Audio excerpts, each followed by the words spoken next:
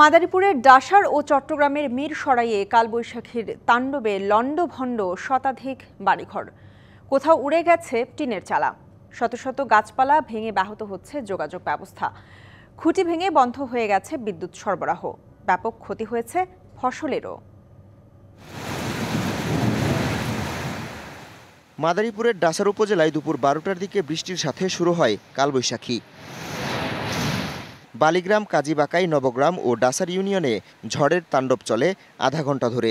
সড়কের ওপর শত শত গাছ ভেঙে উপজেলার সাথে জেলা শহর ও অন্যান্য উপজেলার যোগাযোগ ব্যবস্থা বন্ধ হয়ে যায়। উড়ে গেছে টিনের ঘরের চালা, বিদ্যুৎ শূন্য হয়ে পড়ে পুরো এলাকা। এ সময় ফসলেরও ব্যাপক ক্ষতি হয়েছে। ঝড় ছাড়ছেই গাছটা পুরো একদম দোকানের উপরে পড়ছে।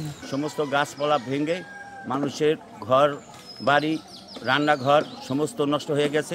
তারের খাম্বারটা সব তার সিরিয়া বিরা সব লন্ডভন্ড হয়ে গেছে। স্থানীয়রা প্রায় 2 ঘন্টা চেষ্টা চালিয়ে সড়কের ওপর থেকে উপড়ে পড়া গাছগুলো সরিয়ে সড়ক যোগাযোগ স্বাভাবিক করে। অনেক ক্ষয়ক্ষতি হয়েছে, রাস্তা ব্লক হয়ে গেছে, বড় বড় গাছ পড়ছে। ঝড়ে প্রচুর ক্ষতি হয়েছে, অনেক গাছপালা ভেঙে গেছে, ধানেরও ক্ষতি হয়েছে অনেক।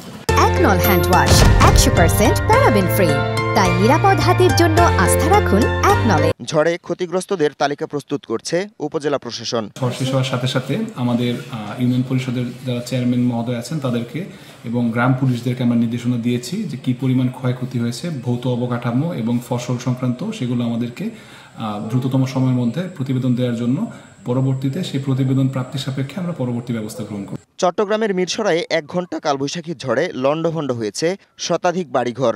এছাড়া গাছপালা উপড়ে গেছে, বিভিন্ন স্থানে ভেঙেছে বহু বিদ্যুতের খুঁটি। ইছাখালী ও মাঘাদিয়া ইউনিয়নের বিভিন্ন এলাকায় বন্ধ হয়ে গেছে বিদ্যুৎ সরবরাহ। এছাড়া উপজেলার বিভিন্ন এসএসসি ও সমমান পরীক্ষা কেন্দ্রে বিদ্যুৎ সংযোগ বিচ্ছিন্ন থাকায় বিপাকে পড়েন শিক্ষার্থীরা। আগামী শুক্রবার পর্যন্ত বিচ্ছিন্নভাবে দেশের বিভিন্ন এলাকায় দমকা হাওয়া ও বজ্রসহ বৃষ্টির পূর্বাভাস দিয়েছে আবহাওয়া office. Habibur Rahman, DBC news desk.